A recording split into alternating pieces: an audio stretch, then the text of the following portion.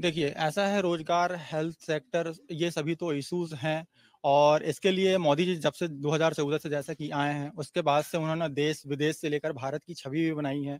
इसके अलावा भी युवाओं के लिए भी रोज़गार विभिन्न तरीके से बहुत सारी योजनाएँ निकाली हैं और युवाओं के लिए बहुत सारा किया भी है। मेन विशेष अपने छिंदवाड़ा की बात करूँ मैं, तो छिंदवाड़ा में जैसा कि कांग्रेस का गढ़ कहा जाता है इसको, तो बहुत सालों से जब लगभग 40-45 साल से रेगुलर कांग्रेस का गढ़ रहा है और आगे वाली जनता पता नहीं क्या चाहती है, सही मायने में देखा जाए तो नए प्रतिनिधि को बिल्कुल मौका देना भी चाहिए क्योंकि वो उस लायक हैं। सबके बीच में जाते हैं, हर एक समस्या को सुनते हैं प्रॉपर और जब इतने सालों से कांग्रेस को देखा देखा गया है, तो बिल्कुल विवेक बंटी साहू जी भी अपने साथ में हैं, वो सब खड़े रहते हैं। तो मुझे लगता है कि उनको मौका दिया जाना चाहिए और वो अच्छे एक प्रतिनिधि भी हैं। मतलब बदलाव से उम्मीद है कि कुछ बेहतर हो सकता है। क्या नाम है आपका? सर रंजीत। रंजीत, क्या इश्यूज है यहाँ पे? एक सबसे बड़ी बात विकास पहले बताइए, छिंदवाड़ा में कितना हुआ है, बाकी बाहर के सर मैं लोकल का तो हूँ नहीं, तो मैं लोकल के बारे में उतनी नॉलेज नहीं रखता, लेकिन अगर मैं वैकेंसी और युवाओं की बात करूँ तो बहुत गलत हो रहा है सर। अभी पटवारी घोटाला हुआ, उसकी जांच बैठी, कुछ नहीं मिला, भर्ती ले ली गई और कई ऐसे स्क्रीनशॉट्स हैं, कई ऐसे सबूत हैं जिसमें धांधली की गई है और ये दिखता भी है, ये सबको दिख रहा है, पार्टी को दिख रहा है, युवाओं को दिख रहा है, लेकिन कुछ नहीं कर सकते, हाथ बंधे हुए।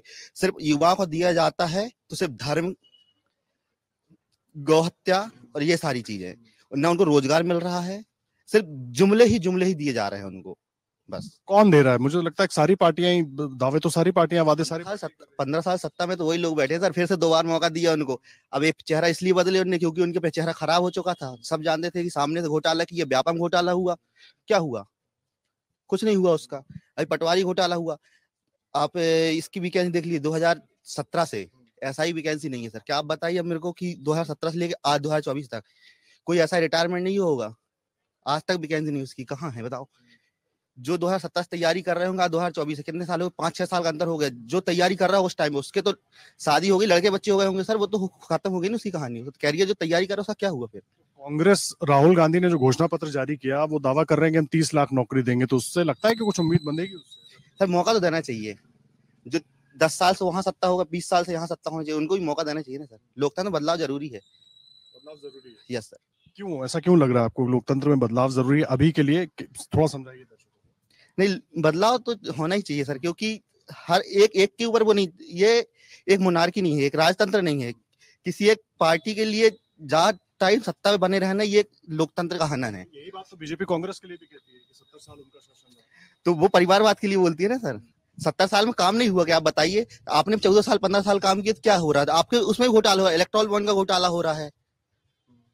आप गौ हत्या की बात करते हैं, आप उसी पार्टी 250 करोड़ का फंड ले रहे हैं जो मीट बेचती है, विदेशों पे जो मीट सप्लाई करती है, उसी से आप इलेक्ट्रॉल बॉन्ड पे। हाँ, है ना सर, वो तो है।